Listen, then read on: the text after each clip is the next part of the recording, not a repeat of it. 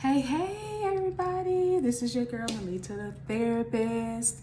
I'm back with another segment of Spilling the Tea in Therapy. So I hope that you got your tea this time and will drink with me. I love tea, by the way. Tea can be very therapeutic as well, but we'll get into that a little bit later. But I'm so glad you're joining me today. I think that today we want to focus on another chapter in my book. If you haven't heard yet, Feeling Fulfilled is my new book. You can get it at my site, melitathetherapist.com.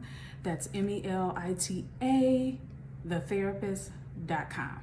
So let's get down to business. Today we're going to talk a little bit more about self-care, but in a different way. Today we're going to focus more or less on my second chapter in my book, which is dream versus fantasy. There is a difference. Some people try to use the words interchangeably, and I get it, but they're not really the same. And we're going to talk about why not and why you shouldn't treat them the same. So today we're going to talk about that, starting with a story of my own. As a little girl, I loved to daydream.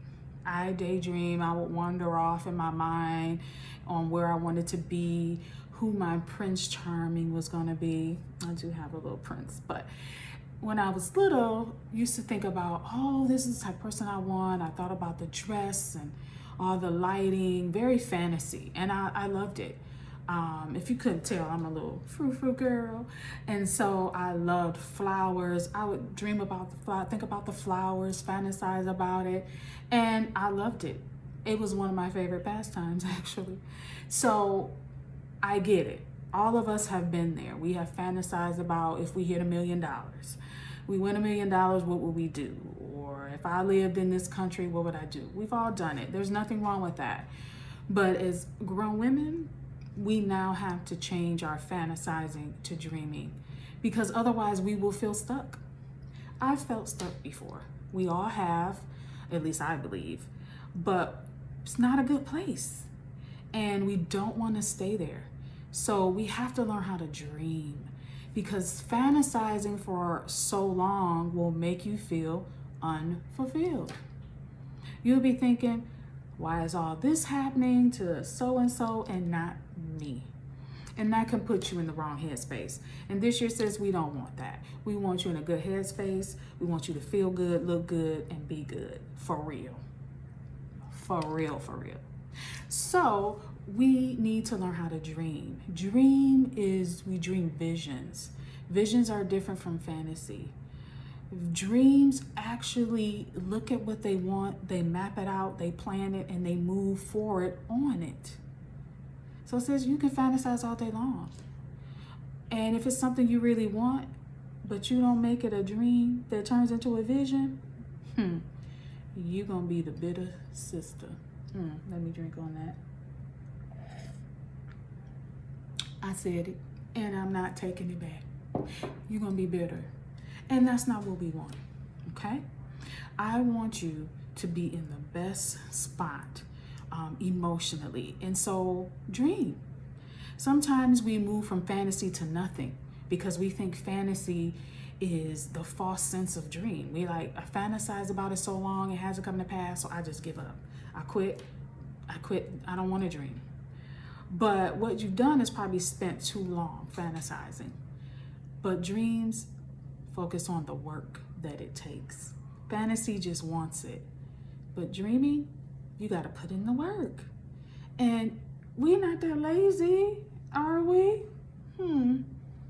Inside question to ask yourself. But I want us to dream. Dream big, plan a lot. And when you plan, you'll begin to see that things just come together. This is why maybe you're not fulfilled. This is why maybe you only met 2 of your 50 goals last year. Think about it.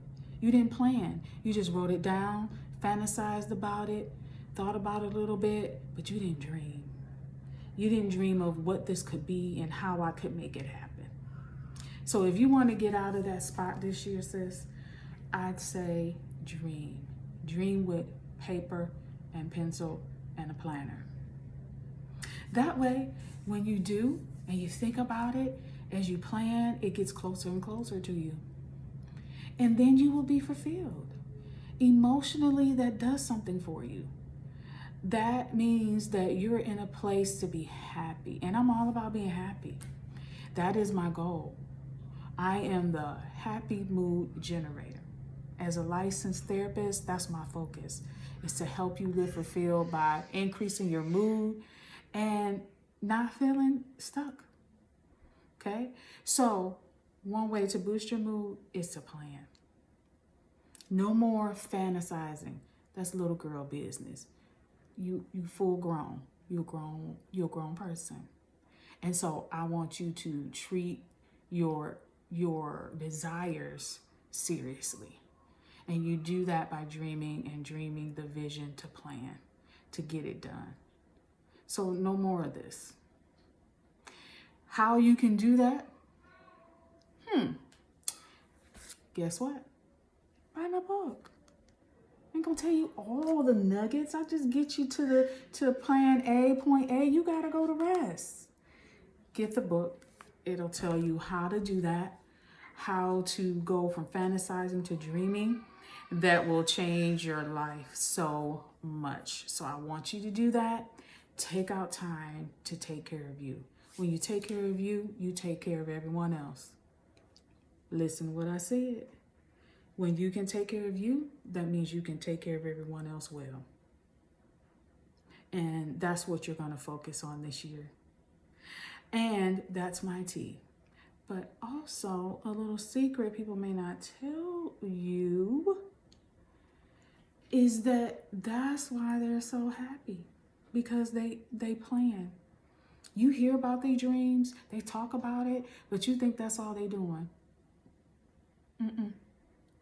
They writing it down. They're making it a goal. And you could too.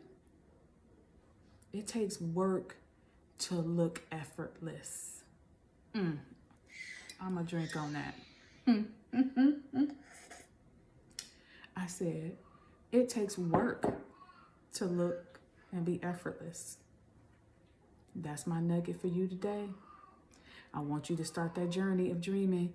Get my book. It has worksheets in it that will lay it out for you. And then you'll be on your way, sis. You'll be dreaming and visioning and planning like never before. You can do this. Trust me. All right. My name is Melita, the therapist. Please email me your comments, your testimonials at melita.thetherapist@gmail.com. All right. I need you to do that for me. Don't forget to get my book at my website, melita.thetherapist.com. All right. Bye-bye for now.